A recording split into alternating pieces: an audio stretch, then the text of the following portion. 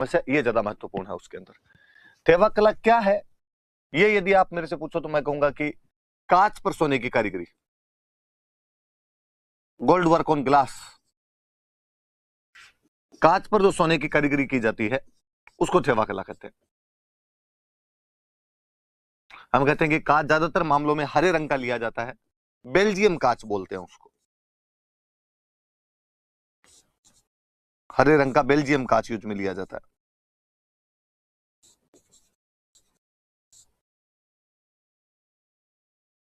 इसका जो मुख्य केंद्र है वो है आपके प्रतापगढ़। प्रतापगढ़ का जो सोनी परिवार है वो थेवा कला के अंदर सिद्धास्त है। नाथूजी सोनी ने शुरू किया था इसको, नाथूजी सोनी इसके प्रवर्तक है। अच्छी हस्तकलाएं वगैरह होती है तो भारत सरकार सम्मानित करती है, पद्मश्री वगैरह दिए जाते हैं। यहीं के एक महेशराज सोनी हैं जिनको पद्मश्री मिला हुआ है, महेशराज सोनी को पद्मश्री मिला हुआ है।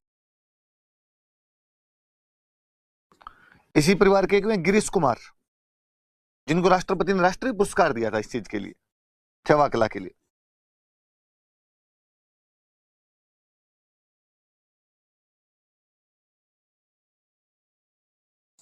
राष्ट्रीय पुरस्कार मिला था। और एक बंदे हुए जस्टिन वकी, जिन्होंने इसे अंतरराष्ट्रीय स्तर पर लोकप्रिय करवाया था, बाहर वो लेके गए थे इसको। वो सोनी परिवार से नहीं है भाई, ध्यान रखना, सोनी परिवार से इन्होंने अंतरराष्ट्रीय लोकप्रियता दिलाई थी।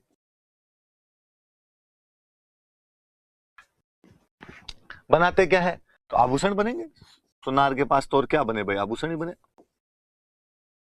बेसिकली मुख्यतः आभूषण बनाए जाते हैं। तो थेवा कला क्या है तो कांच पर सोने की कारीगरी की जाती है, हरे रंग का बेल्जियम कांच इसके अंदर यूज में लिया जाता है।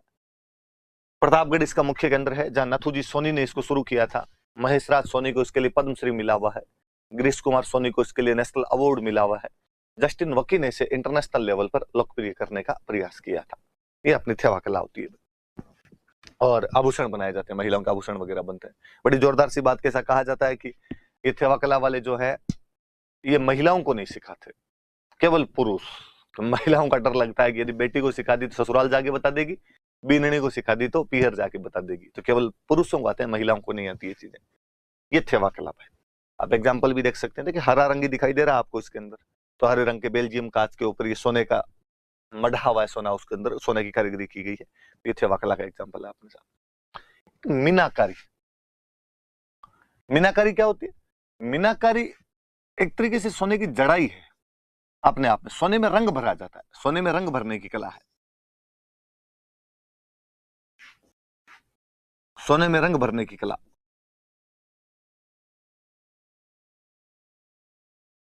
एक याद ही रखना आप हमेशा, जेम्स एंड ज्वेलरी का दुनिया का सबसे बड़ा सेंटर जयपुर है। जयपुर से अच्छी जेम्स एंड ज्वेलरी का काम कहीं पर नहीं होता है। तो मीनाकारी का भी मुख्य केंद्र कौन सा हो गया? जयपुर। कहते हैं राजा मानसिंह इसके कलाकारों को लाहौर से लेके आए थे। सरदार जी है, राजा मानसिंह के टाइम में ये लोकप्रिय भी थी और इसके कलाकारों को लाहौर से बुलाया गया था। ये मीनाकारी होती है आपके, सोने में रंग भरने की कला है, सोने में रंग भरा जाता है, अलग अलग डिजाइन बनाई जाती है, वो आभूषण वगैरह बनते हैं। जयपुर इसका मुख्य केंद्र है। मानसिंह के टाइम में लाहौर से इसके कारीगरों को बुलाया गया था। कुदरत सिंह को इसके लिए पद्मश्री मिला हुआ।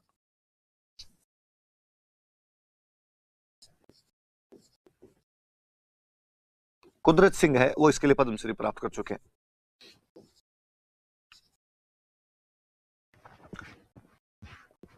ये भाई आपके मीनाकारी का डिजाइन है, देख सकते हैं आप, अलग अलग रंग दिए हुए हैं मीनाकारी के, उसके अंदर सोने में अलग अलग रंग है। कुदरत सिंह जी मीनाकारी बनाते हुए आप देख सकते हैं, उधर उनको राष्ट्रपति सम्मानित कर रहे हैं पद्मश्री के लिए। ये कुदरत सिंह जी बैठे हुए। टेराकोटा, वैसे बेसिकली टेराकोटा का मतलब होता है मिट्टी की मूर्तियां। मिट्टी की जो मूर्तियां होती है उनको टेराकोटा कहा जाता है। तो मिट्टी की मूर्तियां भी बनाई जाती है, खिलौने भी बनाए जाते हैं, आभूषण भी बनाए जाते हैं। ऐसा कहा जाता है कि एक तो मिट्टी और एक गोबर का लेप लिया जाता है और इसको लगभग 800 डिग्री सेंटीग्रेड तापमान पर पकाया जाता है और पका के उसकी मनचाही आभूषण वगैरह, मूर्तियां वगैरह, खिलौने वगैरह जो भी हो, आभूषण तो क्या सजावटी सामान, मूर्तियां, सजावटी सामान आदि बनाए जाते हैं। इसका जो मुख्य केंद्र है वो राजसमंद में एक जगह पड़ती है मोलेला। मोलेला सबसे मुख्य केंद्र। आप सिंपली कभी लिखना हो तो आप लिखिए कि मिट्टी को पकाकर उसके सजावटी सामान तथा मूर्तियां इत्यादि बनाए जाते हैं। इसमें मिट्टी तथा गोबर को मिलाकर उसे 800 डिग्री सेंटीग्रेड तापमान पर पकाया जाता है, तो बहुत पक्की सी हो जाती है, टूटते नहीं है वो जल्दी इतने। मोलेला राजसमंद में एक जगह है।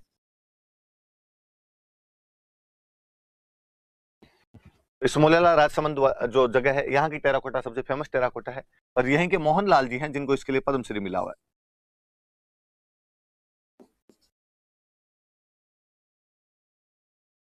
मोहनलाल जी इसके पद्मश्री विजेता है।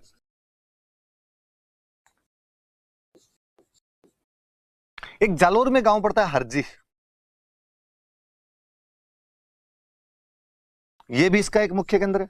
और यहाँ पर वो देवताओं के घोड़े बनते हैं, मिट्टी के देवताओं के घोड़े बनते हैं। गांव में अक्सर गोगा जी के घोड़े, रामदेव जी के घोड़े चढ़ाए जाते हैं मंदिरों में, तो देवताओं के घोड़े यहाँ पर बनते हैं। ये दो सेंटर, मुख्य सेंटर मानना आप, तो मोलेला और एक हरजी जो है। मोलेला के मोहनलाल जी को इसके लिए पद्मश्री मिला हुआ है। हरजी जालोर में पड़ता है जहां पर देवताओं के घोड़े बनाए जाते हैं। टेराकोटा आप देख सकते हैं मिट्टी में किस प्रकार से डिजाइन बना दी गई है, सजावटी सामान वगैरह बनाए गए उनकी, तो टेराकोटा है। मोहनलाल जी, उधर प्रतिभा पाटिल उनको पद्मश्री दे रहे हैं, इनके पीछे टेराकोटा के एग्जाम्पल रखे हुए हैं। अरे मोहनलाल जी जिनको पद्मश्री मिला हुआ। ब्लू पोट्री, नाम से पता चलता है, ब्लू मतलब नीला, पोट्री मतलब बर्तन, नीला बर्तन। चीनी मिट्टी के जो सफेद बर्तन होते हैं, चीनी मिट्टी के जो सफेद बर्तन होते हैं उन पे नीला रंग किया जाता है।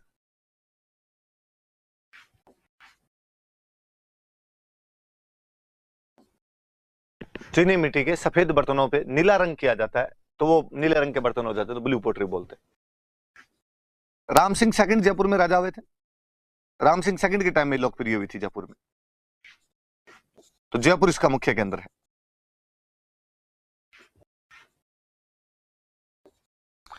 कहते राम सिंह जी ने दो कारीगरों को, एक कारीगर का नाम था चूड़ामन, एक कारीगर का नाम था कालू। जैसे कालू हो जाएगा, आपने बोले तो कालू हो जाए। इन दोनों को दिल्ली भेजा था। दिल्ली में एक कारीगर हुआ करता था भोला, उस भोला नाम के कारीगर के पास भेजा था कि वहां से ट्रेनिंग लेके आओ यार। तो चूड़ामन और कालू दिल्ली गए भोला नामक कारीगर के पास, उससे ट्रेनिंग लेके आए थे कि ब्लू पोट्री किस प्रकार बनाई जानी चाहिए। तो ब्लू पोट्री का मुख्य केंद्र जयपुर है। राम सिंह सेकंड के टाइम में जयपुर में लोकप्रिय हुई। कालू और चूड़ामन को इसके लिए दिल्ली भेजा गया था, और चीनी मिट्टी के सफेद बर्तनों पर नीला रंग करके ब्लू पोट्री बनाई जाती है। बाद में इसके बहुत फेमस कलाकार हुए, कृपाल सिंह शेखावत। कृपाल सिंह शेखावत इसके मुख्य कलाकार है। कृपाल सिंह जी के लिए कहते हैं, कृपाल सिंह जी ने कहा कि why should only blue colour है ऑल द फन, कि सारे के सारे मजे ब्लू कलर ही क्यों ले, बाकी वाले कलर का भी यूज किया जाना चाहिए। और कृपाल सिंह जी ने ब्लू के अलावा 25 अन्य रंगों का प्रयोग करना भी शुरू कर दिया था, जो बाद में ब्लू पोट्री की कृपाल शैली कहलाती है। कि भाई ब्लू पोट्री क्यों, ब्लू पोट्री में ब्लू रंग क्यों ले जाए, बाकी कर लो आपने, तो अन्य रंग यूज में लेने शुरू किए, तो कृपाल शैली कहलाती है। और कृपाल सिंह जी को इस ब्लू पोट्री के लिए पद्मश्री मिला हुआ है।